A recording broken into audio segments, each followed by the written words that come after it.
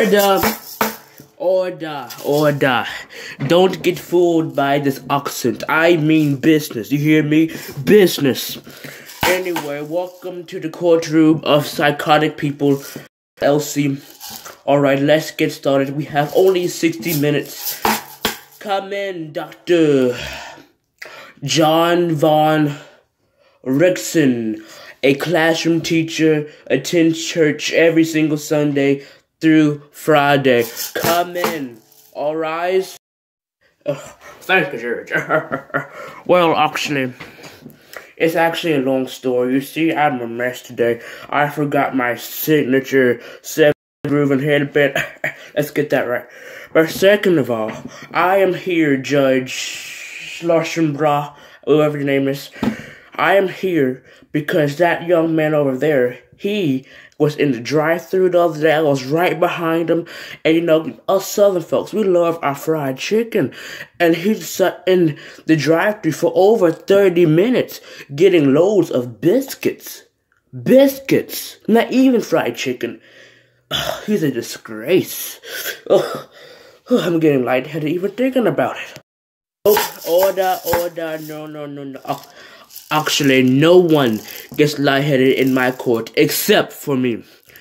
Okay, so now we will hear from the defendant, Charlie, that was also in the drive-thru. Thank you, Your Honor, for having me. But anyway, this man, Dr. John Von Rickson, I had him 7 years ago in his algebra class. Again, terrible man. But anyway, I was sitting in the drive-thru because some old man named Joe was in the drive-thru and he was taking forever. So instead of getting the signature fried chicken that I always get, I got the biscuits because they was on sale. You know I'm a cheap person. Why would I not get the cheapest thing on the menu? No. Listen, Your Honor, I object every single piece of language he just said. First of all, Judge, what had happened was, I was clearly in my nice grooving 70s car back in the day. In a nice, good Ford, I know. But anyway, I was right behind him. You know, I was sitting there in the classroom praying like I always do, amen. And what happened was, the man, Joe, was giving him orders, but he just kept getting more and more biscuits. He was just wasting my time. And you know what? And I'm here today, a proud man, like I am now. Ooh, yeah. And I can't believe he would say these painful words to a former teacher of his. At least I failed him on purpose. Wait, you failed me on purpose? Because of some fried chicken? Order.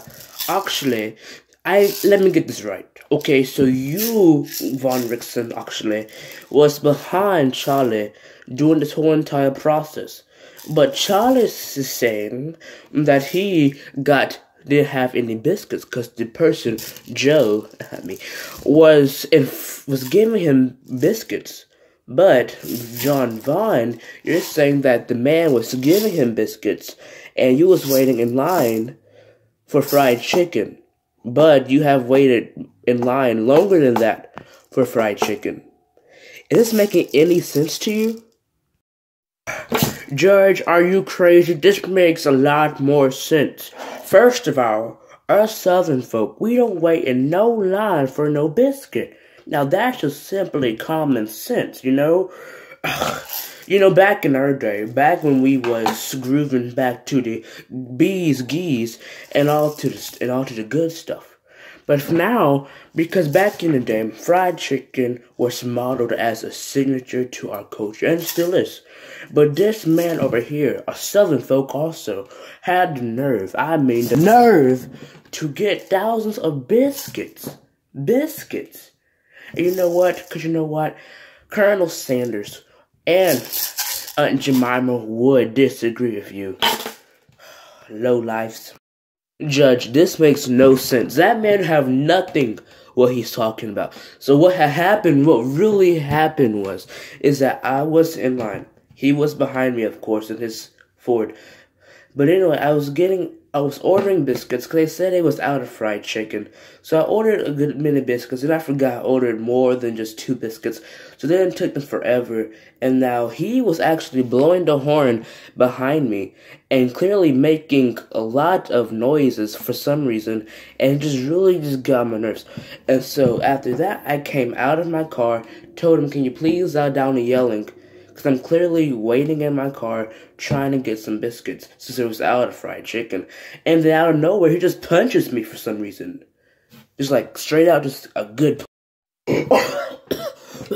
oh no. Judge, I object 16 million times because that's even true. I am a Christian, Judge. I don't bebop nobody. I only bebop the people that need prayer. But first of all, I would never do such thing to a poor mamma jamma like him. You know, I won't even punch a former student of mine. I could have got fired 5 years ago. Matter of fact, I did get fired 5 years ago. The lawyer don't even know I'm still working at the school. Wait, I said too much. Order. Everybody calm down right now. Okay, first of all, let me get this straight. Okay, it's still confusing to me, but we're getting into the juiciness of the part. You, John Von Rickson, have caused a crime. How dare you punch an 18-year-old boy like that? And you was actually in his classroom. So let me get all this straight. So Charlie, you was in the car, in front, and getting a biscuit. And then John Von Rickson, you was making a lot of noise and yelling at the poor guy. And so Charlie went over to see why was he yelling and tell me to calm down. And then Rickson, you just punched him like, ooh. And you punched him like that. Actually, I think our case is done. So, this makes no sense to me whatsoever. But I think, John Von Rickson, you are guilty. No, I'm not going to jail back again. Long story short. But anyway, Judge, this all happened because this young man, also one of my students, he came up to me yelling at me because I punched him because you know what, I'm old school and you come at me, you're going to be bop. Like, whoa. But anyway, this all happened because it's all big misunderstanding. I can't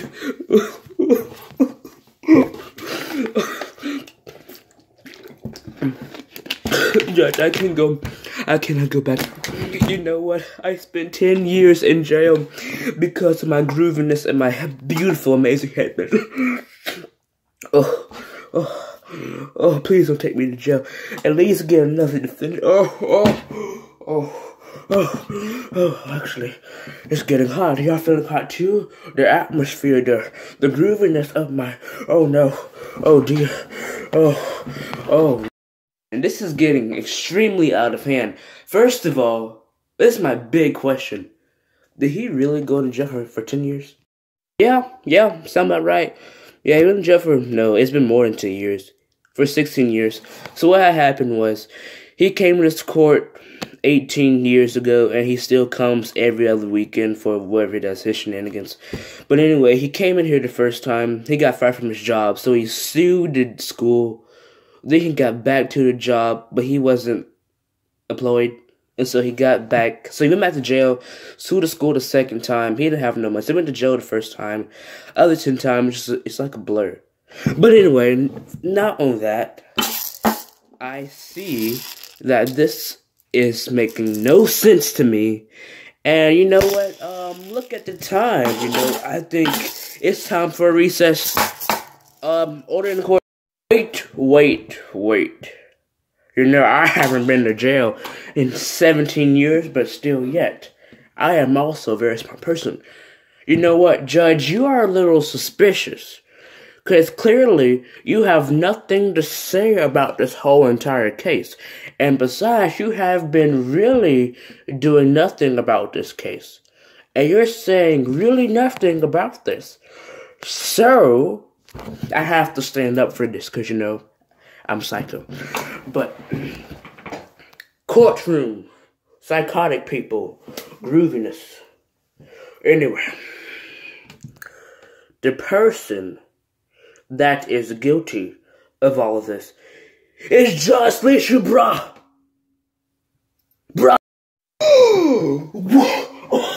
Order.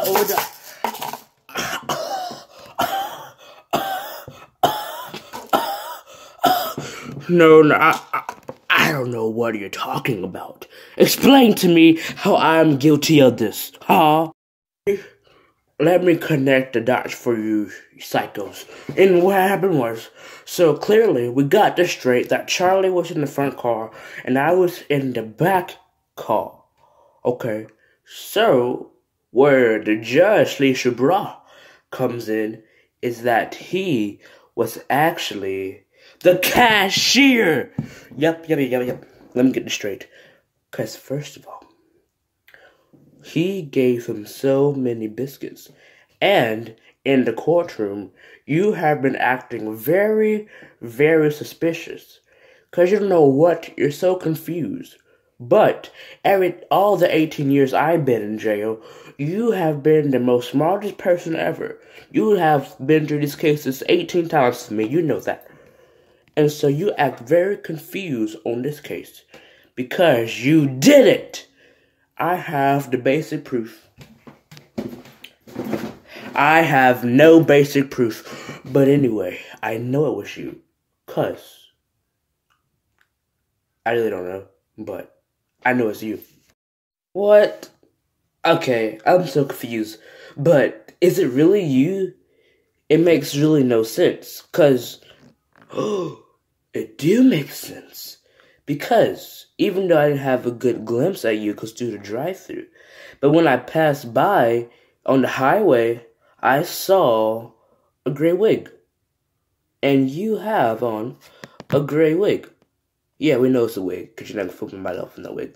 But maybe it is you. It's the judge. Everybody, the judge is guilty. What? I don't even know what you're talking about. Because you know what? That's not even true. And you know, this wig is... I mean, this hair is real. See, look. Whatever. But... what? That's insane. I'm a judge. I've been certified for over 30 years. You know? So you see, look at him. You see, his accent ran away too. Yep, it's him. It's him. Judge Rob Von Sleeshubra. I claim you're guilty. Oh, I don't believe that. But, Judge Sleeshubra, if you don't mind me asking, was it really you? Fine, yes, it was me. See, look at this wig, all of this is all weird, but this is fantastic, am I right? But anyway, yes, it was me, all of it is fake. Okay, I did exactly what you did, Von Rickson. I hired someone, I punched a person in order to get this job, where I could get at least about $10,000 a week. Ka-ching. But anyway, yes, it was me. I'm the one that gave you a lot of biscuits. And I'm the one that held you in line, John Von Rickson, from getting your famous, delicious, even though it's not that good fried chicken. But, yes, it was me. Order in the court. I am guilty. If you can catch me. Get away. Get him. Hi, it's Charlie from the courtroom. You may think that the case was insane. But here's a lesson to learn. When you're in a courtroom, yes, dealing with fried chicken, just make sure you bring the butter. Yeah. The courtroom.